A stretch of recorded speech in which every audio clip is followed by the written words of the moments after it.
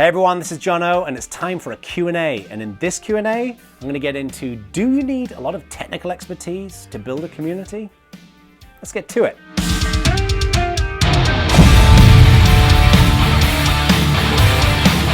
All right, welcome everybody. Now in these Q&A sessions, I invite questions from my members that I answer in these videos. And don't forget that becoming a member is completely free. I'll send you best practice, tips, tricks, offers, recommendations, access to free training and events and all kinds of good stuff. You can click that link up there to get started as a member, or you can click on that link in the video description to get started too. So today I've got a rather interesting question from Stephen Gaylord. And Stephen writes, I'm concerned about my lack of technical expertise that emerged as I was listening to People Powered. Now, first of all, Stephen, thank you for buying People Powered. And secondly, thank you for enjoying it, because someone listening to me drone on for 6 hours, it's a very special talent you've got there. I wonder, how do I prioritize and build my initial business technical systems that can grow into an interactive community of people with my business as the hub? Now, this is a great question, Stephen. And I've met a number of people over the years who've been, in many cases, a bit self-conscious or nervous about precisely this question. I think the good news is that you don't need a lot of technical expertise as a general rule to set up a great community. And the reason for that is because the most critical skill that a good community builder will have is the ability to provide a place where people can have great discussions and share interesting expertise and insight. So the way I look at it is, if you look at any community, is this amazing network of minds, right? You've got people from all over the world or regionally who are going to have different skills and expertise and insight, and they're going to have different levels of time that are available.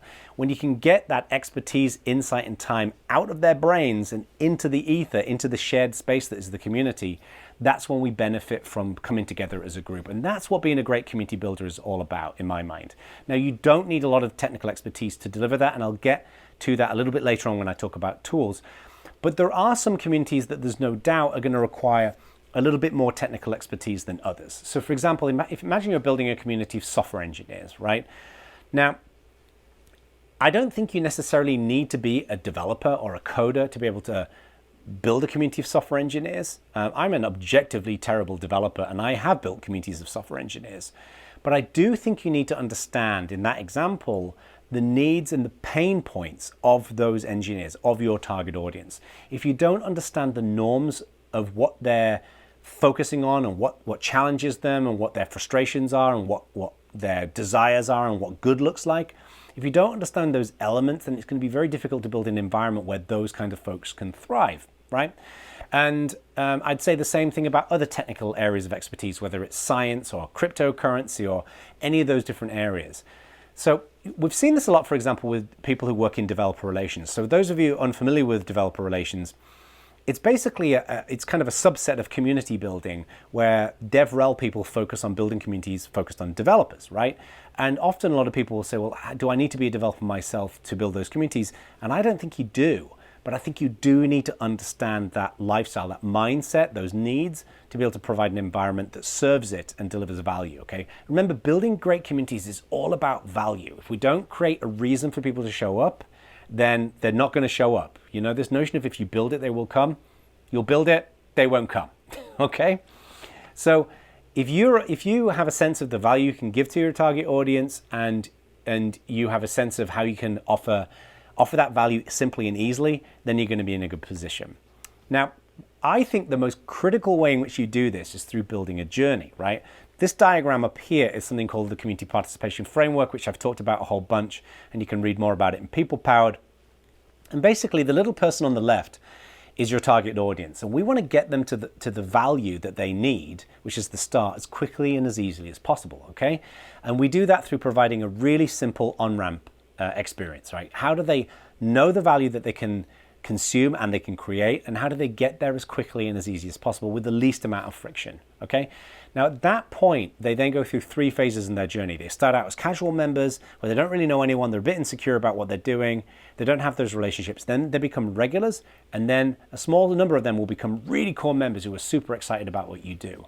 So if you can take that framework, take that model and put it into action, then you are going to build an amazing community, even if you don't know anything about the tools and the technologies and the file formats and all that kind of stuff moving forward, okay? But let's talk about infrastructure, because this is typically where people get a bit nervous when it comes to the technical side. You know, do you need to be able to know about how to set up websites and cloud and hosting and all these different bits and pieces? Not really. The good news now more than ever before is that the internet's essentially become a place with a series of self-hosted services, right? So, for example, if you want a blog, in the old days, you'd have to go and find a server and set it up and install the blog software and, you know, if it was open source, and go from there. These days, you can go to wordpress.com, you can tap in your email address, and you've got a blog up and running, and it runs on their servers, it runs on their services. And you can do this for almost anything right now, whether it's video hosting, whether it's project management tools, whether it's social media systems, whether it's content production, whether it's visual design. There are tons of these hosted services out there. I use many of them myself, right? I use CoSchedule for my social media. I use Canva for my imagery. You know, I use Webinar Jam for my webinars. These are all things where I just go and sign up and I'm good to go, okay? But what I'd always recommend when it comes to infrastructure is you start as simple as possible, right? And there's two things you need when you build a great community. At the bare minimum, you need a web page. It doesn't have to be a big website, just a web page. And you need a communication platform where you can bring your community members together. So what I would recommend is that you go to wordpress.com and you sign up and you make that your web page, okay? And then for your communication platform, you use a forum. And I'm a big fan of Discourse, but there are other great platforms like Vanilla and Chorus and Lithium and all of those out there. But you go up and sign up with a hosted service, a pre-hosted service, okay? So you don't have to worry about running all of your own infrastructure. It took me a long time to realize setting up and running your own infrastructure and servers and all that kind of stuff is just a giant pain in the backside. I would not recommend it. It's a path to misery, okay? Now, where you can face some challenges with the infrastructure that may require a bit more technical expertise are going to be things such as single sign-on, right? So for example, imagine you've got a forum and you want people to be able to log into the blog and create content that goes into your blog. And you want people to be able to sign into the forum and the website with the same account. That's where things can start getting a little bit more complicated. Now, the good news is that a lot of these hosted services, so let's take Discourse, for example, will enable you to log in with another identity provider. So for example, you can go to most Discourse forums and log in with your Google account or your Facebook account or your Twitter account or your GitHub account if you're a developer.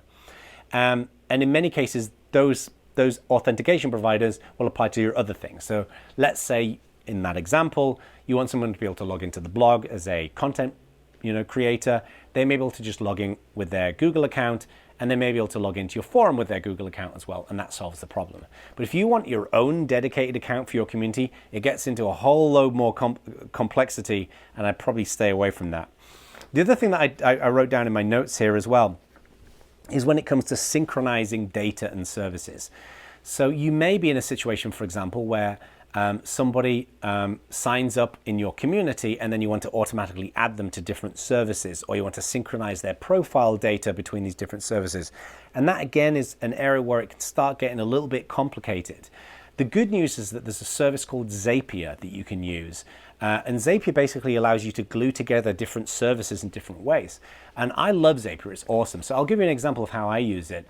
When somebody goes and signs up for one of my training courses at training.jonobacon.com, it adds an account into my training platform, and I basically have Zapier take that account, that new user, and then add it to a row in a Google spreadsheet so I can see a big list of all of my students and where they've signed up, and I can track the metrics there as well. And Zapier is kind of like plugging together Lego bricks. It's pretty cool. Now, the good news is that aside from the fact that you can host all of the tools that you need on the internet without having to set up servers and clouds and all that kind of stuff, is that there's a ton of material out there for learning how to do this stuff. I think now more than ever, we're in a position where we can not have to fear technology. You know, there's loads of tutorial videos on YouTube and tutorials on the internet when you do a search on Google, and there's communities that you can join where you can learn how to set these different things up, and people are often so generous with their time and their expertise. So don't worry too much about it. Whatever you need to do, I guarantee you someone out there has already faced that problem, figured it out, and written about it, or recorded a YouTube video of how to do it. Okay, and of course you can subscribe to my channel by hitting that subscribe button and popping your finger on that notification bell to get started as well. It's a great way to stay up to date with community building stuff. So that's it. I hope that was useful. There's your answer, Stephen, and let me know if there's any other questions that you have. For those of you who are not members, be sure to click on that button up there where you can go and sign up as a member. Again, completely free. Lots of great content I send you, and I'll see you on the other side.